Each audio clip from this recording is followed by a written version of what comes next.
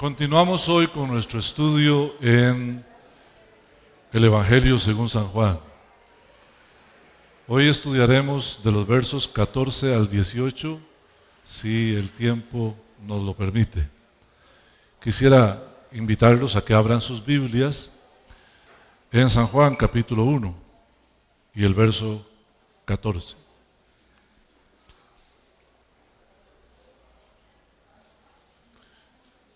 Y aquel verbo fue hecho carne.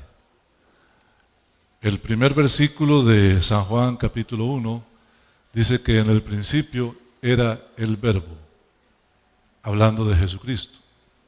Y un principio que hemos dejado sentado desde el comienzo de este estudio es que Jesucristo es eterno desde la eternidad y hasta la eternidad.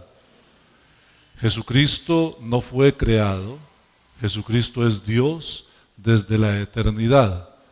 Padre, Hijo y Espíritu Santo son desde la eternidad y hasta la eternidad Dios, un solo Dios en tres personas. Aquel verbo fue hecho carne. Jesús, el Hijo, Dios el Hijo, fue hecho carne, un misterio muy grande, porque bien podía haber escrito el apóstol Juan, que fue quien escribió este evangelio, aquel que se recostaba en el pecho de Jesús, aquel discípulo que se llamaba el discípulo amado. Él pudo haber dicho, aquel verbo se hizo hombre, pero no usó la palabra hombre, dijo, aquel verbo se hizo carne. Es que Dios es espíritu y Él habita en la eternidad y Él creó el mundo y todo lo que en Él existe. Por eso el Salmo dice, de Jehová es la tierra y su plenitud, el mundo y los que en Él habitan. Y estando en la eternidad y habiendo creado al mundo, su creación estaba para perderse e ir a condenación eterna al infierno, y Dios en su gran amor, porque de tal manera amó Dios al mundo, que envió a su Hijo unigénito para que todo aquel que en Él cree no se pierda, mas tenga vida eterna. Ese gran amor de Dios lo llevó a encarnarse, no a humanizarse, escuche, a encarnarse. Fíjese la gran humillación que Dios ha sufrido para venir al mundo a salvarnos. No solo se hizo hombre, sino que se hizo carne, como usted y como yo, carne y hueso. Este versículo, queridos hermanos, es quizá el versículo más atacado de la Biblia. En los últimos 2000 años se han dado varios concilios en distintos lugares, en Nicea, en Calcedonia, en Constantinopla, y los diferentes concilios de los que usted ha oído hablar, el punto medular de esos concilios ha sido revisar la doctrina que tiene que ver con este versículo. Este es el versículo más atacado de la historia. Hay nombres que usted no necesita aprenderse, pero que se los voy a mencionar hoy. Arriano, Apolinar, Sadelio y más, Néstor, son hombres que atacaron esta verdad. ¿Por qué esta verdad ha sido tan atacada? Algunos de ellos dijeron, Jesús en realidad habitó un cuerpo humano. Entonces, Él vino y entró en un cuerpo humano y habitó en un cuerpo humano, pero ese cuerpo humano no es Dios, es Dios entró y habitó en ese cuerpo. Eso es una herejía. Algunos otros dijeron, Jesús era un holograma. Ellos no sabían la palabra holograma, pero ellos decían, es una apariencia humana, pero no era realmente humano, no era carne. Jesús simplemente dejaba ver una imagen y todos creían que Él era Dios, pero era una especie para nosotros, ahora lo entendemos, un holograma. El primero dijo que era un avatar, Arriano, dijo que era algo como un avatar. Otros dijeron, la naturaleza humana de Cristo y la naturaleza divina de Cristo se integraron dando paso a una tercera naturaleza, algo así como un Superman, un semidios, algo así como Hércules. Y ese tipo de herejías han pululado en toda la historia y hasta el día de hoy hay algunos que las sostienen. Pero la verdad de Dios es una y solo una. Aquel verbo fue hecho carne. Y eso es la verdad de Dios. Él se hizo carne. No tomó un pedazo de carne, no aparentó ser carne, no se integró a una carne, Él fue hecho carne. De modo que lo que sigue del versículo es muy importante. Habitó entre nosotros y vimos su gloria. Note que aquí quien está hablando es el apóstol Juan. Él va a insistir en toda la carta, en todo el Evangelio y también en sus cartas, que vamos a ver unos versículos de él. Él va a insistir en que lo vimos, lo tocamos, lo escuchamos.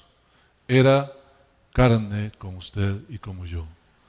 ¿Y por qué, hermanos queridos, es tan importante el asunto de dejar bien sentado que Jesús, que el verbo fue hecho carne? Porque en su condición de carne fue cuando sufrió la cruz.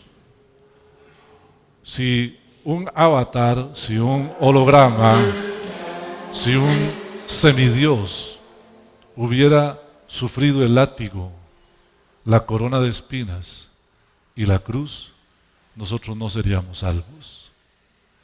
Pero fue Dios quien sufrió. Fue Dios quien sufrió. Dios el Hijo fue el que recibió el látigo, el que recibió la corona de espinas, el que fue a la cruz. Por eso nosotros debemos elegir. Hoy en día es muy importante que usted haga una elección. Usted va a vivir su vida de acuerdo a los principios de la palabra de Dios o de acuerdo a las filosofías humanas. Muchos seres humanos tergiversan las escrituras porque no le dan el tratamiento adecuado. Escuche bien, la forma correcta de estudiar la Biblia es el método gramatical histórico. Es decir, ¿qué dice la Biblia? Eso es lo único importante. No qué dice el pastor, no qué dice el intérprete, no qué dice el fulano de tal, sino qué dice la Biblia. Y si usted al poner sus ojos sobre la Biblia lee que aquí dice, y aquel verbo fue hecho carne, eso es exactamente lo que significa. Ninguna otra cosa significa. Pero Satanás quiere argumentar para que usted no crea en el Hijo de Dios.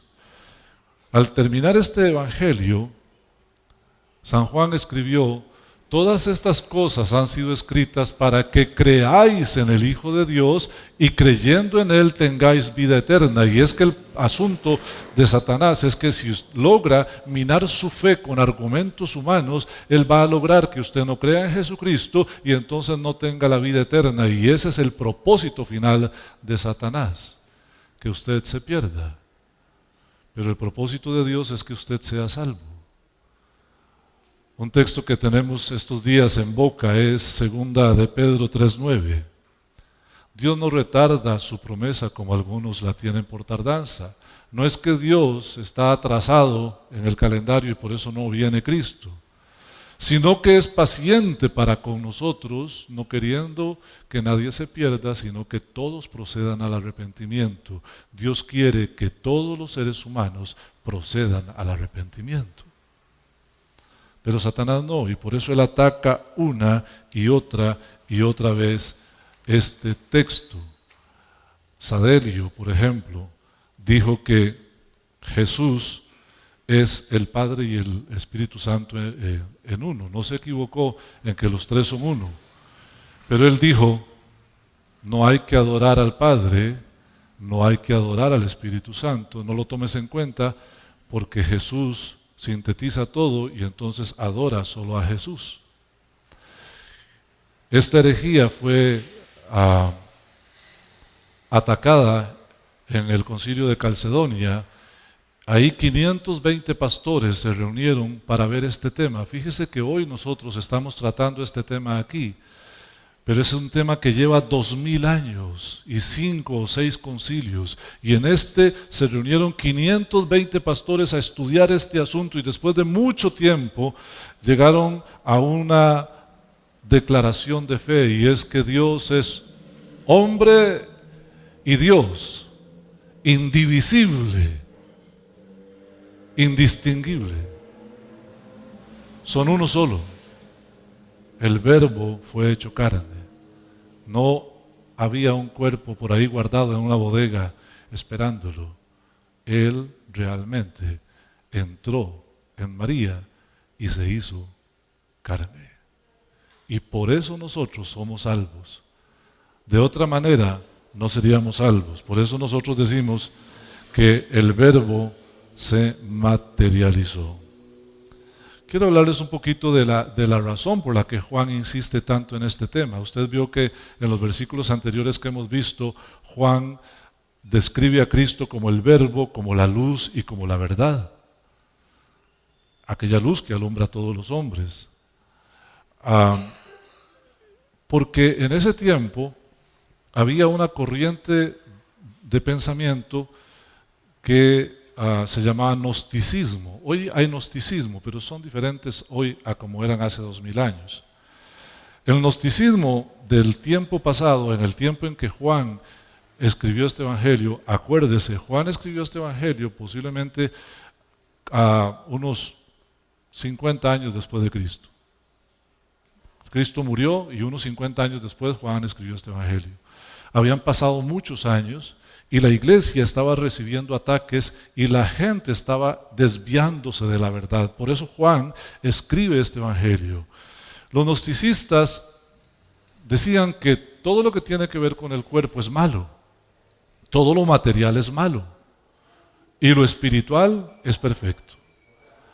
Hoy en día hay una corriente de pensamiento también, entre comillas, cristiana, que dice que lo que usted hace no lo hace usted, sino que es su cuerpo y el pecado que mora en usted, y usted no tiene ninguna responsabilidad. De modo que usted puede pecar lo que quiera y va a ir al cielo porque la parte espiritual suya está separada de la parte carnal, y entonces lo carnal siempre va a ir al pecado y es parte de la vida, y usted va a ser salvo porque no importa lo que haga el cuerpo, el espíritu es perfecto. Es una herejía.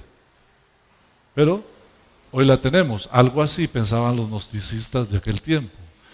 Y ellos querían salir del cuerpo. Hace un rato hablaba con un querido hermano que le dije, hoy le va a llover, porque estábamos hablando y me contaba de la canción que más le gusta, y es una canción que se refiere al cielo, ¿verdad? Al cielo. Queremos ir al cielo, queremos ir al cielo. Fíjese que somos tan egoístas que hacemos canciones de que vamos para el cielo, queremos ir al cielo, todo esto que se quede aquí, que se pierdan todos, que se vayan al infierno, nosotros vamos para el cielo. Hermanos queridos, estamos aquí para salvar y ayudar a salvar a aquellos que no conocen a Cristo todavía. Pero fíjate que desde tiempos antiguos, ustedes habrán oído de una canción que decía, mi alma volará, mi alma volará. ¿La han oído? Al son de la trompeta, mi alma volará. Ni siquiera prestamos atención. El alma no va a volar. Es el espíritu el que va a volar. Y el espíritu y el alma humana son indivisibles. Entonces usted se va a ir el alma suya y va a quedar el cuerpo y el espíritu. Hacemos unos enredos rarísimos. Escuche esto, hermano. El gnosticismo quería irse de este mundo para perfeccionarse, trascender, ir hacia la luz. La luz a la que querían ir ellos, más bien se encarnó. Ellos querían salir y Él quiso entrar. ¿Y por qué quiso entrar? Porque Él quería y Dios quiere salvar a toda la humanidad. Esa es la razón por la que Cristo vino al mundo. Hermanos amados, mientras unos quieren irse, Jesús quiso venir, porque Él es la luz de Dios que quiere salvar al mundo. Bendito sea el Señor. Hablando de las motivaciones de ellos y dejándolas de lado, ya sabemos que ellos querían irse para purificarse, mientras que Cristo quería venir para salvarnos. Quiero decirles que hubo un resultado de ese pensamiento desde el primer siglo, y lo hay hasta ahora. Ellos entonces, viendo que Jesús vino al mundo, Juan escribe esto 50 años después, porque durante esos 50 años ellos desarrollaron una teoría. ¿Cuál teoría? Que Jesús no vino en carne. ¿Por qué?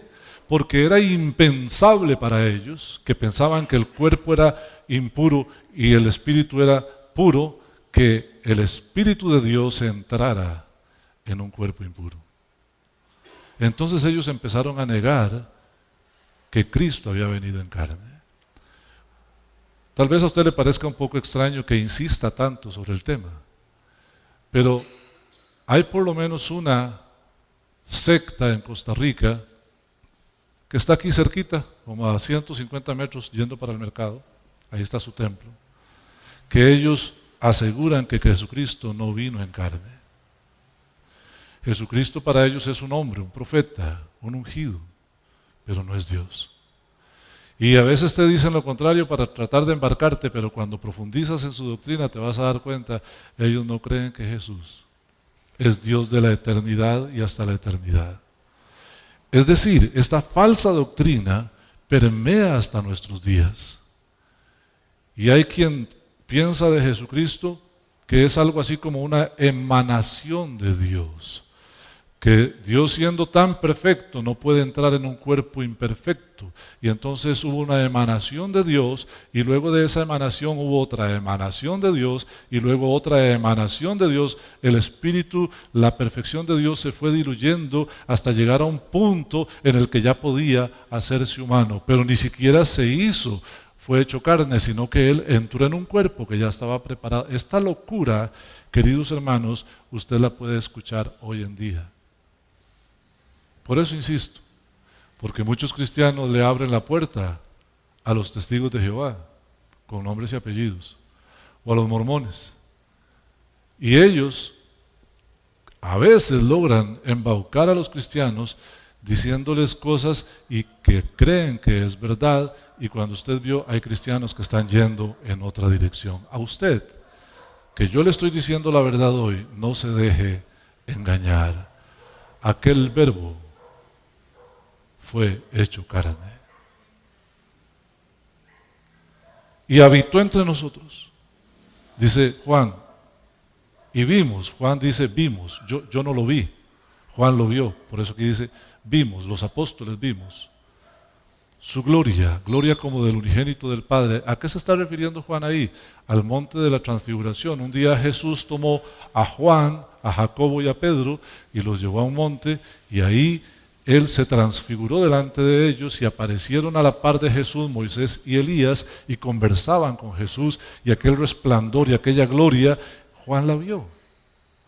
Por eso Juan dice aquí, y vimos su gloria, gloria como la del unigénito del Padre. Y luego dice que esa gloria es llena de gracia y de verdad. ¿Cuántos dan gloria a Dios por eso? Bendito sea su nombre. Vamos a pasar a un texto que nos va a aclarar muchísimo este asunto. Busque por favor Primera de Juan, capítulo 1. Estamos estudiando en el Evangelio según San Juan, capítulo 1, verso 14. Pero el mismo Juan escribió 3 cartas que están un poco más adelante. Entonces busque usted la primera carta, puede ser que en su Biblia diga epístola, la primera epístola de San Juan, y vea el verso 1 del capítulo 1. Lo que era desde el principio, en el principio era el verbo, ¿se acuerdan? Lo que era desde el principio, lo que hemos oído, lo que hemos visto con nuestros ojos, lo que hemos contemplado, no solamente lo vio, sino que se tomó el tiempo para observarlo cuidadosamente, y lo que palparon nuestras manos tocante al verbo de vida. Juan está diciendo aquí, era Dios hecho carne. Yo lo vi, yo lo escuché, yo lo contemplé, yo lo toqué. Aquí hay un testigo de primera mano. No hay un argumento de alguien que nunca estuvo ahí, diciendo lo que no conoce, sino que aquí hay un testigo de primera mano, alguien que lo tocó. Dice, tocante al verbo de vida, porque la vida, o sea, Cristo, fue manifestada, gloria a Jesús, y hemos visto y testificamos, y os testificamos, los testificamos, y os anunciamos la vida. Esta vida eterna estaba con el Padre y se nos manifestó. Fíjate, Juan está explicando la eternidad de Cristo nuevamente. Verso 3. Lo que hemos visto y oído, eso os anunciamos, para que también vosotros tengáis comunión con nosotros. Aquí lo que Juan está diciendo es, yo les cuento porque lo que yo vi, oí, contemplé, toqué, me lleva a la conclusión de que el verbo fue hecho carne. Y se los cuento a ustedes para que ustedes también lo crean, porque yo les doy un testimonio de primera mano. Es diferente cuando alguien cuenta algo que nunca supo, a cuando alguien dice, yo les cuento para que tengamos comunión, para que ustedes y yo creamos lo mismo. Y sigue diciendo aquí, para que tengáis comunión con nosotros. Y nuestra comunión es con el Padre y con su Hijo Jesucristo. Vaya un poquito más adelante a 1 de Juan, capítulo 4, verso 2. Esta es una expresión determinante. En esto conoced el Espíritu de Dios. O sea, ¿quién es de Dios y quién no? Todo espíritu que confiesa que Jesucristo ha venido en carne, otra vez carne, ese es de Dios. Y todo espíritu que no confiese que Jesucristo ha venido en carne, no es de Dios. Y aún peor, este es el espíritu del anticristo que vosotros habéis oído que viene y que ahora ya está en el mundo. Es que a Satanás le interesa echar por tierra la verdad trascendente, y tal vez ya lo aburría a usted diciéndole lo mismo durante todos estos minutos, pero lo voy a recalcar de nuevo. Aquel verbo fue hecho carne. Fue Dios encarnándose. Y a Satanás le interesa que usted no lo entienda, que no lo crea. Porque si usted no lo cree, entonces el sacrificio de Jesucristo pierde importancia. Pero como nosotros entendemos que Él fue hecho carne y que esa carne fue la que fue puesta en la cruz del Calvario y para nuestro perdón, entonces nuestra fe es firme y nadie puede moverla. Habrán problemas, habrán dificultades, pasaremos por la vida con gran dificultad, pero no nos pueden mover de nuestra fe porque nosotros creemos que Dios nos amó tanto que se encarnó para darnos la salvación. Bendito sea su nombre. Dice que habitó entre nosotros. Dios siempre ha querido morar con su pueblo. En el Antiguo Testamento había un tabernáculo y una serie de elementos, el arca y los querubines y la vara de Aarón. Dios siempre quiso, estaba con ellos en una nube, estaba con ellos en una columna de fuego. Pero luego ahora esta palabra que habitó entre nosotros literalmente significa Dios puso su casa en medio de nosotros. Dice la Escritura que esto también se repetirá en el milenio. Usted puede leer en Apocalipsis 21:3, donde dice que he aquí el tabernáculo de Dios con los hombres, y Él será su Dios y ellos serán su pueblo. Habitó entre nosotros y vimos su gloria, gloria como la del unigénito del Padre, lleno de gracia y de verdad. Vaya conmigo al verso 15. El apóstol Juan nos va a hablar aquí de Juan el Bautista, ¿verdad? Son dos Juanes diferentes. Juan, el escritor del Evangelio, ahora empieza a retomar el tema del versículo 3, cuando vimos que hubo un hombre enviado de Dios, versículo 2 creo, sí, 3, hubo un hombre enviado de Dios, el cual se llamaba Juan, y aquí dice Juan, el Bautista, dio testimonio de Cristo y clamó diciendo, este es de quien yo decía, el que viene después de mí es antes de mí, porque era primero que yo. Es interesante cómo a veces leemos rápido y no nos damos cuenta qué está pasando. ¿Cuál es la insistencia del apóstol Juan de mencionar dos veces al Bautista diciendo no era él la luz, sino que vino para dar testimonio de la luz? Lo leímos en los primeros 5 versículos. Y ahora dice, el Bautista clamó diciendo, cuando daba testimonio, este es el que viene después de mí, pero en realidad era primero que yo. En el primer siglo, hermanos, era fácil encontrar profetas ambulantes. Y anterior al primer siglo, ustedes verán en el libro de los Hechos a un doctor de la ley que se llama Gamaliel, explicando que antes de Jesús vino un tal Judas y un tal Teudas y llevaron detrás de sí a mucho pueblo, pero cuando murieron, su gente fue dispersada. Sucedió lo mismo después de Jesús. Los discípulos de Juan, algunos de ellos, vieron que Juan era superior a Cristo. Y, hermanos queridos, parece absurdo para nosotros, pero usted tiene que tomar en cuenta que en aquel tiempo muchos de los discípulos de Juan veían a Juan como su líder y a Jesús como otro líder. Es un poco lo que pasa con otras religiones. Por ejemplo, hace unos días hablábamos de una religión en específico que no quiero mencionar para que no me bajen el video de YouTube, pero que ellos tienen un profeta. Y ese profeta para ellos es el gran profeta y Jesucristo es otro gran profeta. Pero nunca aceptarán que Jesús es Dios. Estos discípulos de Juan querían acercarse a Dios, pero ellos veían a Juan como el principal. Si quiere verlo en su casa, en el libro de los Hechos, en el capítulo 19, del verso 1 al 7, usted va a encontrar esta escena. El apóstol Pablo, en su segundo viaje misionero, él llega a Éfeso. Llega a Éfeso y se encuentra a 12 discípulos.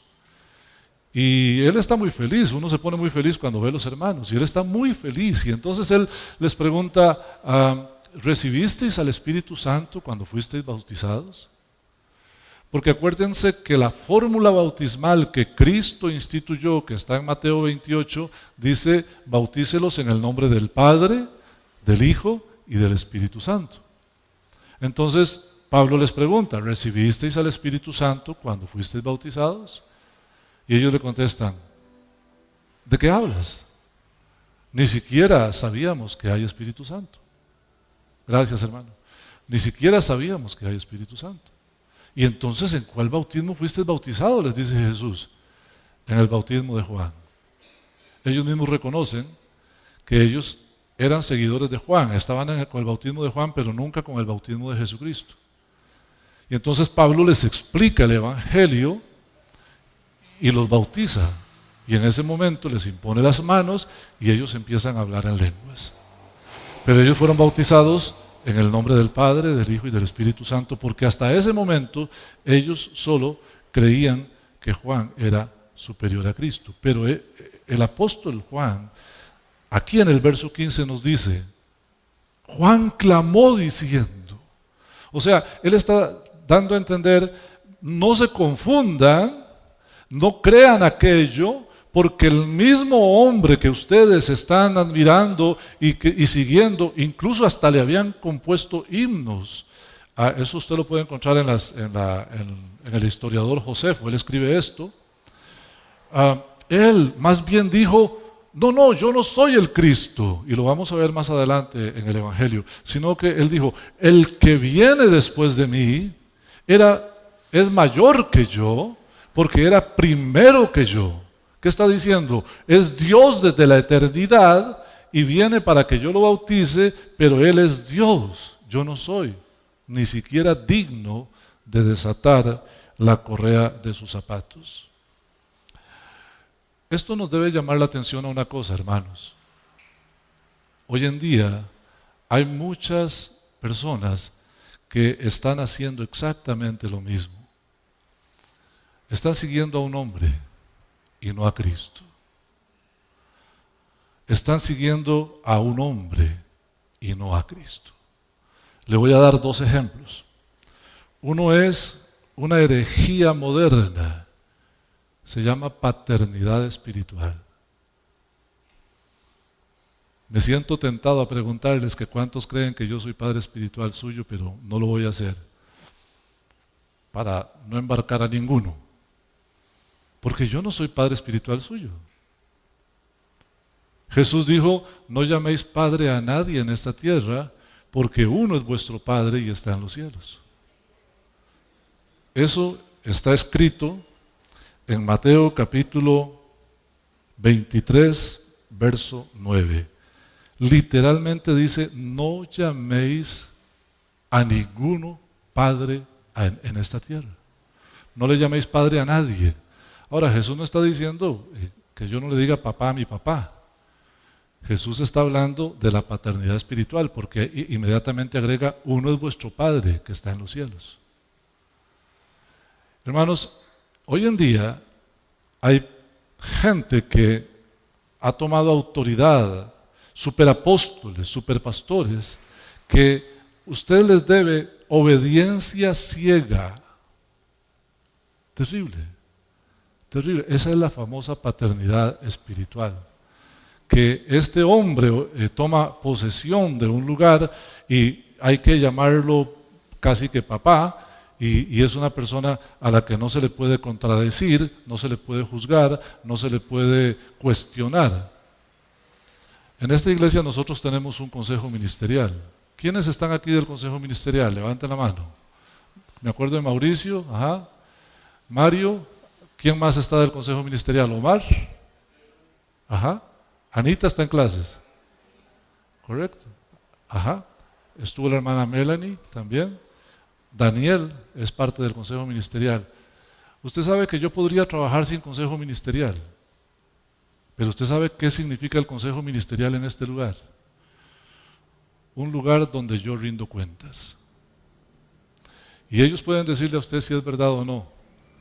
A veces ellos han tenido que decirme, pastor, no me parece lo que está diciendo. Porque yo soy imperfecto. Yo no soy infalible. No hay un solo hombre infalible. Ni hay uno que sea la autoridad máxima en el pueblo de Dios, solo Cristo. Nadie más. Pero esta paternidad espiritual es una doctrina falsa que se ha metido en la iglesia.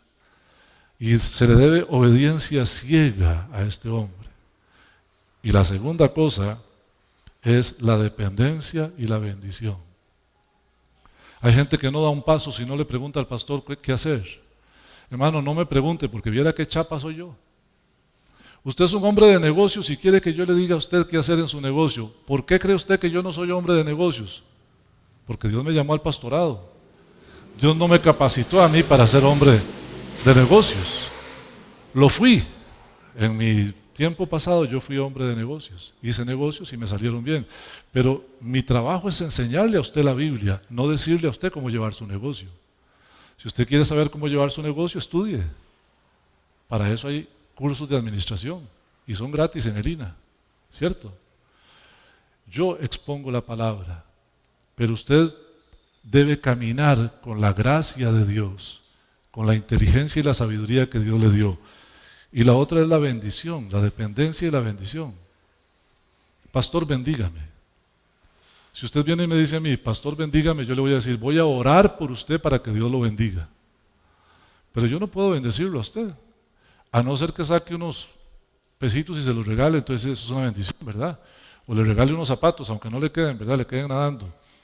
Pero si yo le regalo algo a usted, yo lo bendigo. Pero eso es que le pongo mi mano sobre usted y le digo, ¿lo bendigo? Hermanos, eso es una herejía. Toda buena dádiva, todo don perfecto, ¿viene de dónde? Del Padre de las luces. Dios es el que bendice. Yo no soy el que bendigo. ¿A qué hombre se le ocurrió que yo tengo el poder de desatar y de declarar y que las cosas se cumplan? ¿Acaso lo ve usted en la Biblia? ¿Alguna vez muéstreme un texto de Pablo, de Pedro, de Juan, declarando, decretando, desatando? No está. ¿Y usted sabe por qué no está? Porque el único que puede decretar es Dios. Y se cumple. El único que puede declarar es Dios. Y el único que puede desatar es Dios. Hermanos amados, esta herejía es lo que estaba pasando aquí. Ellos estaban siguiendo un hombre y no a Cristo. Usted por favor no siga a un hombre, siga a Cristo. No me siga a mí. Si me sigue a mí se enreda. Porque yo soy imperfecto. Porque yo para predicarle a usted hoy tuve que invertir esta semana 12 horas estudiando este texto para predicarle 40 minutos. ¿Por qué? Si yo fuera tan carga como tal vez algunos piensan, no necesitaría estudiar, simplemente me paro aquí y empiezo a hablar porque va llegando la revelación y una cosa maravillosa y es una ola y un avivamiento. No, yo tengo que estudiar para no decir lo que no debo decir. ¿Por qué? Porque yo soy un hombre igual que usted. Y esos superapóstoles que usted ve y esos superpastores que usted ve y que a veces usted quiere seguir y pastor, mándame una palabrita de bendición. Son hombres igual que usted, hermano. No son más que usted. Y si usted escarba en sus vidas, se va a dar cuenta que tienen muchos muertitos en el armario. No lo digo para desacreditarlos, lo digo para que usted se ubique. Siga a Cristo, nada más. Siga a Cristo. ¿Sabe qué va a pasar cuando yo lo decepcione a usted? Porque a veces yo puedo decepcionarte, o cualquiera otro. Usted va a seguir firme porque usted sigue a Cristo, no a un hombre. Y este era el problema aquí, por eso Juan se los dice. Vamos a avanzar un poquito más, hermanos. Por favor, vaya conmigo al verso 16. Porque de su plenitud tomamos todos. ¿De cuál plenitud? De la plenitud de Cristo. Y gracia sobre gracia. ¿Qué significa la palabra plenitud? La palabra plenitud significa totalidad. Para aclarar este texto, vamos a leer Colosenses capítulo 2, verso 9.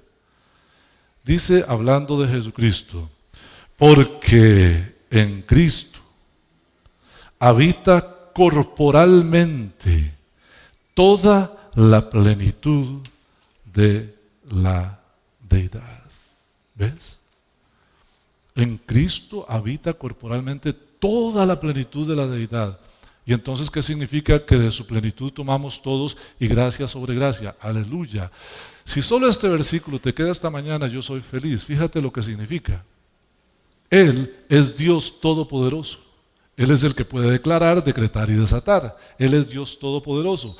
Pero no solo eso, Él está lleno de gracia. Juan dice, vimos su gloria como la del unigénito del Padre, lleno de gracia y de verdad. ¿Sabes qué significa gracia? Misericordia, regalo. Gracia sobre gracia significa gracia inagotable. La gracia de Dios está con usted hoy y estará con usted mañana y pasado mañana también. Usted está en dificultades, usted está en enfermedad, usted está en luchas. La gracia de Dios está con usted, nunca se acaba. ¿Cuántos dan gloria a Dios? Jamás está solo. Jamás está solo. Su gracia y su favor están contigo. Tema muy interesante porque el apóstol Pablo en todas sus cartas dice gracia y paz de Dios y de nuestro Señor Jesucristo. Es que la gracia nos inunda, la gracia nos atropella, la gracia va encima de nosotros y a mí, en lo personal, me abruma. Lea el verso 17 conmigo. Pues la ley, por medio de Moisés, fue dada, pero la gracia y la verdad vinieron por medio de Jesucristo. ¿De qué está hablando aquí el apóstol Juan? Dios en la antigüedad se manifestó a los hombres por medio de la ley. Él sigue atacando problemas que habían en la iglesia del primer siglo. Y aquí hay un problema de la iglesia del primer siglo que hoy está en la iglesia del siglo veintitantos que llevamos, 21. ¿Cuál es? El judaísmo. El judaizar. Habían personas, hermanos judíos, que se habían convertido al Señor, pero que le decían a los demás que para realmente ser hijo de Dios había que seguir toda la ley. Porque Dios se manifestó en la antigüedad por medio de la ley de Moisés. Por cierto, en el capítulo 15 del libro de los Hechos, usted verá cómo se reúnen los hermanos y Santiago, que era el más respetado y el que dirigía, dijo, vean, hagamos una cosa. ¿Cómo le vamos a imponer a los hermanos que no son judíos lo que ni nosotros, ni nuestros papás hemos podido hacer? ¿Cómo se los vamos a imponer? No, déjalos quietos. Mandémosles que se abstengan de ahogado y de fornicación y ya con eso no le impongamos más. Porque la ley, hermanos, es una carga muy pesada. El apóstol Pablo en Gálatas dice, yo protesto a todo hombre que se quiera circuncidar, que se circuncida, que si se circuncida debe cumplir toda la ley. Nadie es capaz de cumplir toda la ley. Y luego dice, el que quiere vivir por la ley, pues que quiere ser salvo por la ley, pues que viva por la ley y que la cumpla. Porque nadie la puede cumplir. Pero hoy en día encontramos iglesias donde si no hay un shofar no hay avivamiento, no hay bendición de Dios en la alabanza. Donde tenemos que usar efods que son delantales de ciertos colores y sabores para que la gloria de Dios baje, y este movimiento significa que la gloria de Dios va a venir y yo la voy a provocar. Todo ese tipo de cosas, hermanos, ya no son para nosotros. Y Juan está atacando esto aquí. Dice, la ley vino por Moisés, pero la gracia y la verdad por medio de Jesucristo. Aquí está diciendo, ya la ley no es con vos, la gracia es con vos. ¿Y sabe por qué, hermano? Porque si no fuera por la gracia no podríamos ser salvos. ¿Cuál de nosotros puede ser tan bueno que pueda merecer la gloria? Levante la mano. Ninguno de nosotros puede decirle a Dios, hey, me he esforzado toda la vida y soy bueno, déjame entrar al cielo. El solo hecho de decir eso te está llevando a ser un verdadero arrogante y no puedes entrar al cielo. La única forma de entrar al cielo es por medio de Jesucristo. Él dijo, yo soy el camino, la verdad y la vida. Y nadie viene al Padre sino por mí. Y en otro texto dice, no hay otro mediador entre Dios y los hombres, solo Jesucristo hombre. Es la única forma de entrar al cielo. Por eso Juan está atacando aquí el tema de la de la ley. La ley versus la gracia significaría igual la religiosidad versus la libertad que tenemos en Cristo. Y terminaremos en el verso 18, donde el apóstol hace un gran resumen de lo que hemos visto hasta ahora, desde el verso 1 hasta el verso 18, y dice: a Dios nadie le vio jamás. El unigénito Hijo del Padre, que está en el seno del Padre, Él le ha dado a conocer. Un día Moisés, allá en capítulo 33 de Éxodo, le dijo a Dios: Señor, yo quiero verte. Y Dios le dijo a Moisés: todo pura vida, todo pura vida, pero no se va a poder. Porque si cualquier hombre me ve a la cara, se muere. Vamos a hacer una cosa, le dijo Dios. Yo te voy a poner en una peña, ahí entre unas piedras, y voy a pasar. Y cuando yo pase, voy a poner la mano para que no me veas. Y cuando ya haya pasado, voy a quitar la mano y vas a poder ver mis espaldas. Y eso fue lo que vio Moisés, la espalda de Dios, porque frente a frente se hubiera muerto. Pero vea lo maravilloso que es. Cristo le ha dado a conocer. El que tiene al Hijo tiene la vida. El que vio a Cristo vio al Padre. Le dijo Jesús a Felipe: Felipe, tanto tiempo hace que estoy contigo y no me conoces. El que me ha visto a mí ha visto al Padre. Pero Dios lo que hizo fue venir en forma de hombre para poder habitar entre nosotros. Porque en su forma eterna ninguno de nosotros lo hubiera podido resistir. Voy a contestar aquí una pregunta para que no quede en el aire. Lady, pon atención porque esta era una pregunta de Rocío. Creo que Rocío no vino, ¿verdad? Ahí estás. No vino. Bueno, pon atención y se la cuentan. Rocío Machapa. Jesús se encarnó, pero nunca dejó de ser Dios. Más adelante leeremos en el versículo 47 de este mismo capítulo 1, cuando Jesús empieza a llamar a sus discípulos. Entonces se encuentra con Andrés y con Felipe, y si no me equivoco es Felipe el que va y busca a Natanael y le dice: hemos hallado a aquel de quien Moisés habló en la ley. Y entonces a Jesús el Cristo.